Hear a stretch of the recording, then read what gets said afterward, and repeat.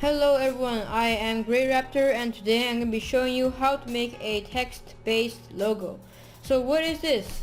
This is a simple logo based on a single letter or many letters in a picture. So without talking too much about it, let's get started. What you want to do is go to Photoshop and create a new document and make the width 1000, height 1000. Both of these are at pixels. The resolution should be 100 or 72. Either way, it should be fine. 72 makes the file size a little bit smaller, I think. I'm not sure, but either way, it's fine. Color mode RGB 8-bit and background just transparent. And once you're done with that, press OK.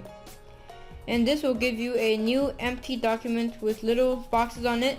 These boxes mean that it's transparent, so you can just ignore them. So the first thing you want to do is create a background. You already have one layer here, so let's not worry about creating a new layer. But what you want to do is get rulers on the side. So if you don't have rulers, press Ctrl R or Command R on a Mac and you'll see these rulers.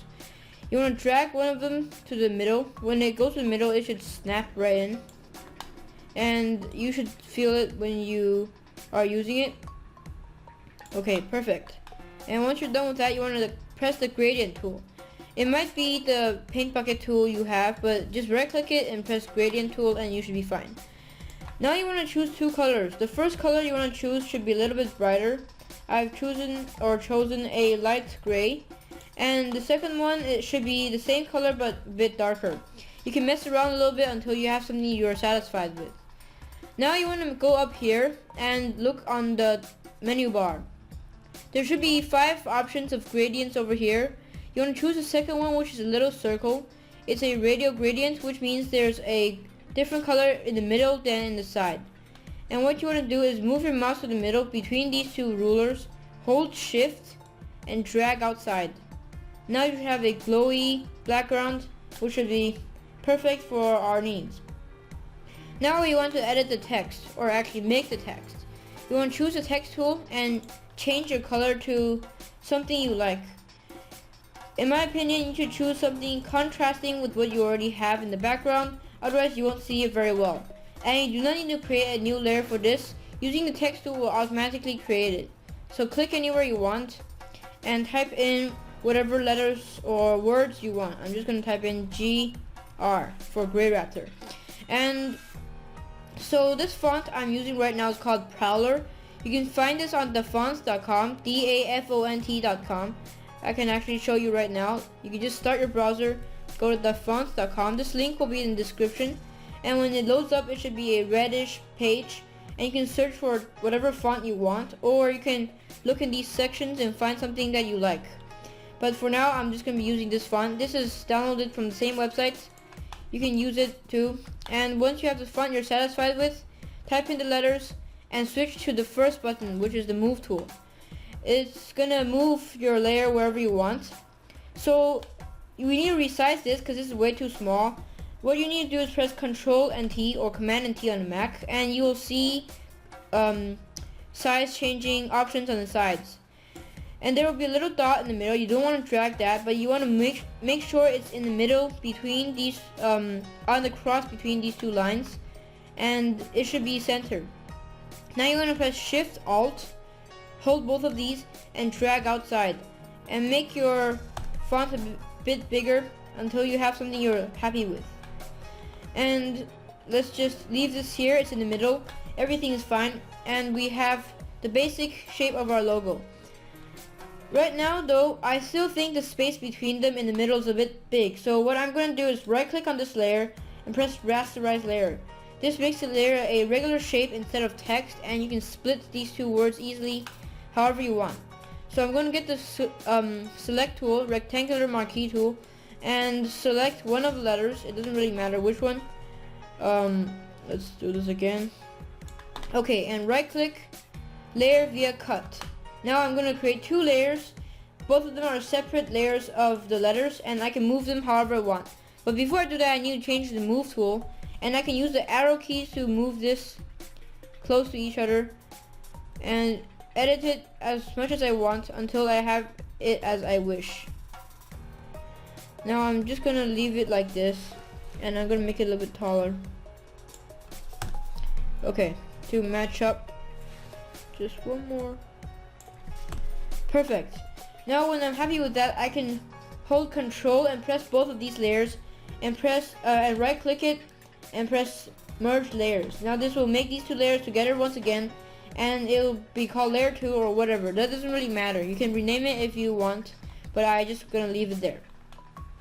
Now you might notice that these two letters are not in the middle. So what you want to do is press Control A while in the move tool to select everything. If you're on a Mac, press Command A. This is a simple command, you probably already know it. And you will see a menu bar up here. There's some icons here. You want to press this one, which is align vertical centers, and it should go to the vertical middle. And then you want to press align horizontal centers, so it'll go into the middle. And now you have your logo. But this still looks a little bit plain and boring, so we're going to add some effects to these two letters. What you want to do is right click on the layer and press blending options, and this will go open up a little window with a lot of customization. Now you can add some effects. I'm going to add contour, which makes the letter seem 3D, and I'm going to choose this one, which is called round, I think, half round. And I'm going to add a stroke, which is a border line. It's going to be black, and I'm going to make the size about 4, which is a bit thick, but it looks pretty good. I'm going to add a gradient overlay, which is a color overlay basically, but it's a gradient instead. And I'm going to do blend mode is overlay. So it's half transparent, and you can still see the original color you chose. And I'm going to double click this little bar, not press this, but double click it, and a little new window will pop up. I'm going to make the bottom one not as dark, and I think I will make the top one a little bit darker. Okay, perfect. You can mess around with this a little bit. You can add more stops by pressing a random place, like more spots.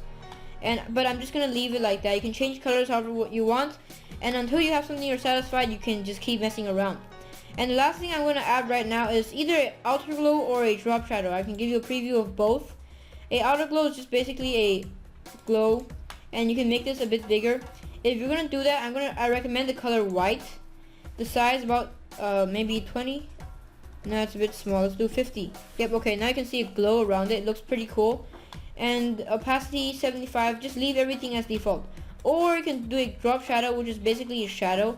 You can, I'm going to make the size about 30, the spread to 10, and the distance to maybe 15. Okay, and now you can obviously see a shadow, but I think the outer glow is better for this situation. And when I'm satisfied, just press OK, and you'll see a list of effects which you've created for this text. So you can mess around with these effects until you're satisfied, and that's pretty much it for this logo. So you want to press file and save when you're done, and you want to save it as a PSD file so you can edit it later. PSD is just Photoshop document. So I'm going to create a new logo, a new folder called text-based logo, and go in, and I'm just going to rename this as logo.